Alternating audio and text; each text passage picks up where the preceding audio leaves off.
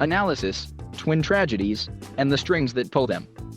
Twin tragedies on opposite sides of the world are piling misery on people who have seen far more than their share. In Afghanistan, a group of gunmen known for sadistic tyranny rocketed back into power after 20 years as Western and Afghan leaders walked away with a sad shrug.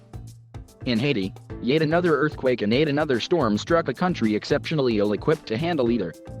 On the face of it, little links the two catastrophes. One can easily be blamed on geopolitics and an unwinnable war, the other on motion in the Earth's crust and troposphere.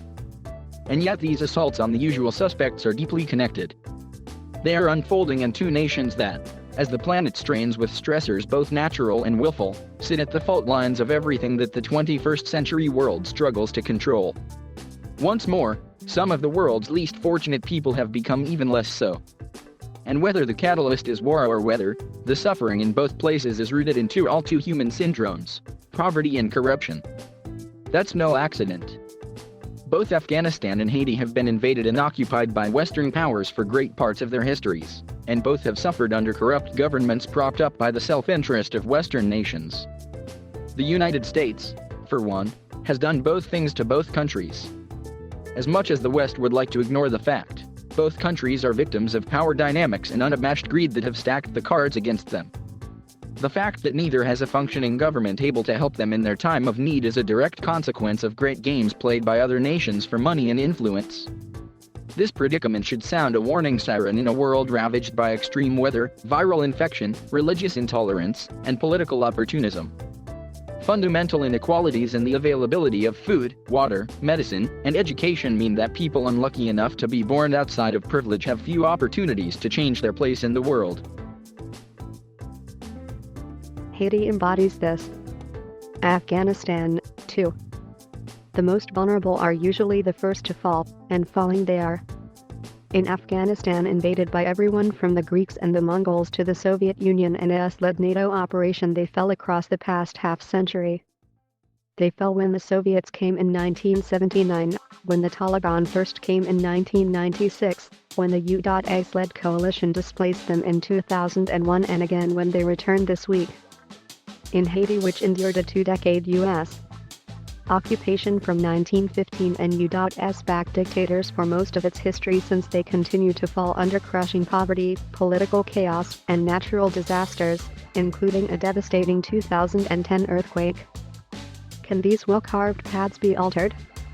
Is there a chance that people in places like Afghanistan and Haiti can forge a different way forward? Many on the ground doubt it.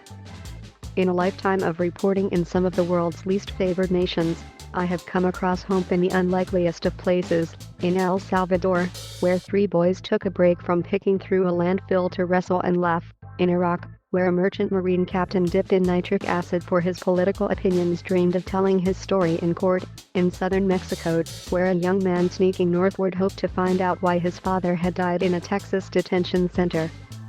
But hope has been especially elusive in these 2 places, whose new disasters seem to confirm people's lack of faith that somehow, someday, things might get better.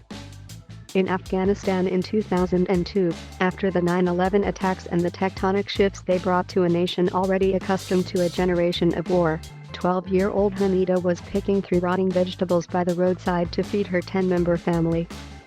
Under the Taliban, under the new government, it's the same, she whispered, hiding her face behind a mud-caked shawl. I can't imagine anything will ever change. In Haiti in 1998, on the heels of a hurricane that had devastated large parts of the country, a young man in a squatter camp saw little reason to dream of anything better. Every day I wake up and put water on my face. I look in the mirror, and I see nothing, said Fritzner Middle, then 24. At the time, I found Hamida's resignation and Middle's despondency hard to bear. Surely, I thought, things can only get better from here. 2 decades later, Haiti has suffered more hurricanes, more earthquakes, and more U.S. intervention. The Taliban have reversed their 2001 defeat, sweeping into Kabul triumphantly this week with a new generation of young militants at their resurgent core and a promise of inclusivity that no one is certain they will keep. And I wonder what Hamida and Middle think of all this. I wonder whether Hamida went to school, started a family, built a life. And Middle? I wonder what he sees in the mirror today.